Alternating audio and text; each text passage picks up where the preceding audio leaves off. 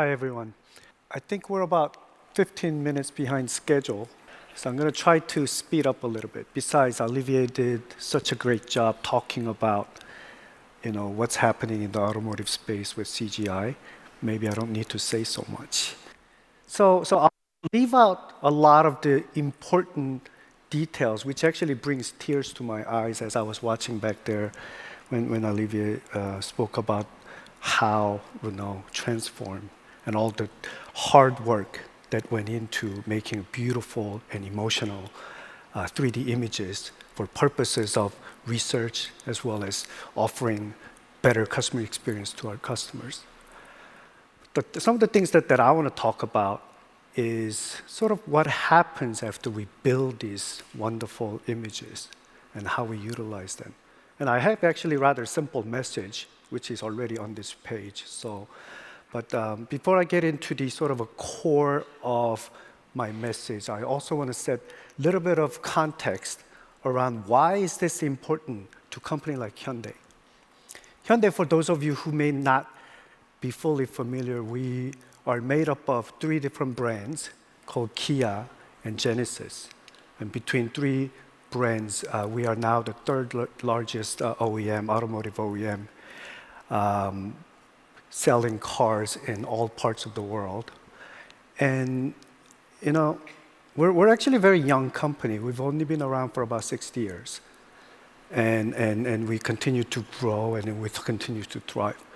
First two-thirds of our history has been more about producing high-quality cars at a cost-effective pricing.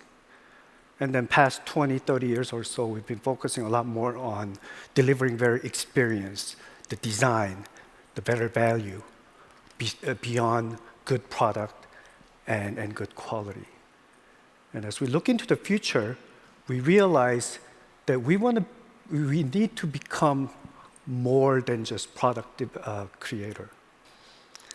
And this is actually straight out of our sort of a strategy page, and this is where I get to explain to you a little bit about what our future strategy is and how that relates to what we are doing within my group.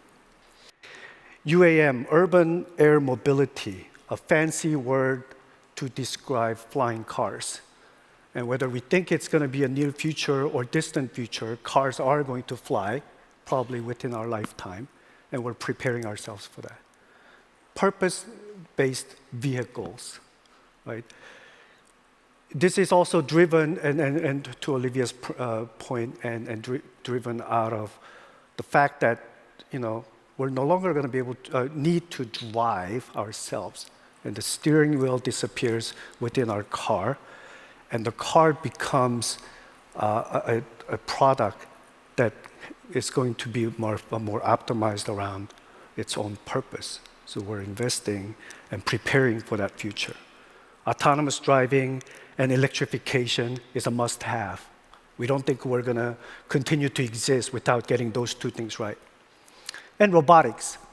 And you might wonder, hey, what does robotic has to do with automotive?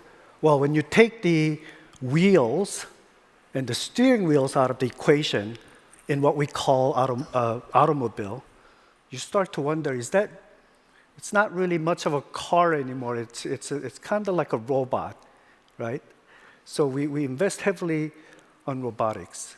And this is how we are preparing for the future as we continue to grow on not only building a better product and beautiful product, but also to become relevant and continue to stay relevant into the future. So we call that becoming a smart mobility solution provider. And as we think about that not so distant future, there are a set of things that we realize that we need to do much better of. A part of muscle that we're not really used to, and some skill sets that we're going to have to develop in order to continue to stay relevant. That is, become a smart mobility experience provider. And that's a sort of a vague words. So a couple of the things that sort of describe what we mean by that is how we want to improve a digital experience for our customers when we are delivering more value than product itself. And I think some of that was well described earlier in the presentations. Personalized value. And this is something that is very important to both me and a lot of the executives in Hyundai. We think that traditional way of us communicating to our customer base in a mass-based way should no longer be the case. That we ought to be able to communicate to our customers in a much more personal and individualized manner. So my team and I, starting in about 2019 or so, right before the COVID, we started asking ourselves very fundamental questions. That is, how do we begin to treat our customers as each individual with a different taste and preferences?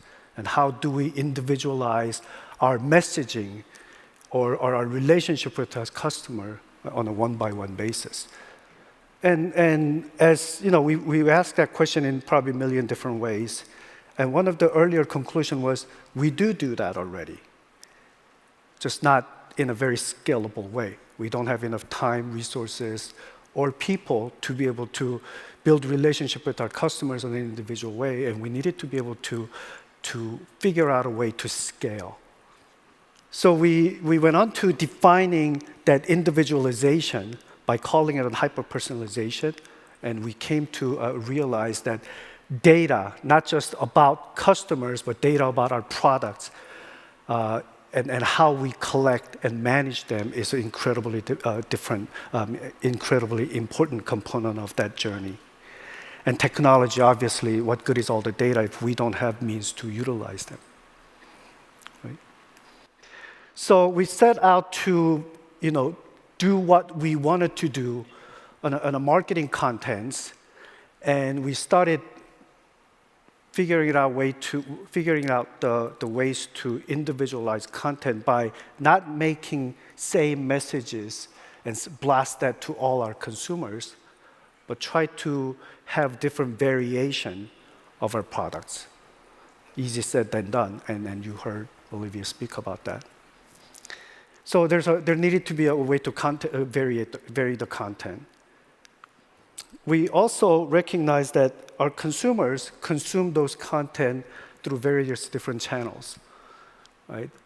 And when we change channel from web to app to different software that exists in the internet, we also needed to figure out a way to create those content and individualize for that channel without having to go through a lot of time, effort, and money to do so. And lastly, we didn't want to be the one who just speak out to our consumers, but give our consumers ability to interact with our products and our contents and so forth.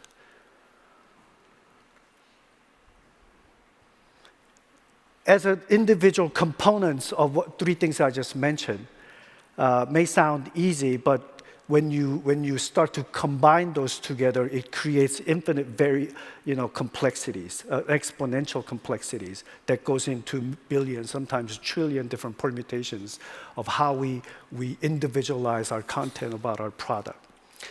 So the things that we needed to focus on is, hey, we gotta invest in technology so that these things can be done automatically, in real time, and dynamically. And we also needed to organize ourselves within our organization across multiple geographies. We have about 30 regions that we closely manage around the world. And we also needed to do that cross-functionally when our organization, in fact, was for purposes of producing cars siloed and exchanging data across our complex global organization required that we work as a less siloed cross-functional organization. Sort of summing it all together, and this is what I meant earlier about three simple messages. Things that we needed to invest and think about in every step of the way is all this creation of emotional images needed to be done automatically. And it needed to be done real time because I can't have people creating contents for various different channels and purposes each and every time. That would be prohibitively expensive and difficult to do. And we needed to invest in technology to give that interaction component, so we are having two-way conversation with our consumers. And as we look into the future, we don't think we're there yet, but I think we're getting closer to our final vision of becoming hyper-personal and individualized message creation and conversation of our consumers. In summary, tech-driven experience innovation is must-have. Otherwise, you can't do it manually. We learned that by putting in the hard work and investing in the technology. And I'll show a little video about when we get this thing right. And I think we kind of got to a point where we feel like we're starting to get this right. This is the type of outcome that you can expect.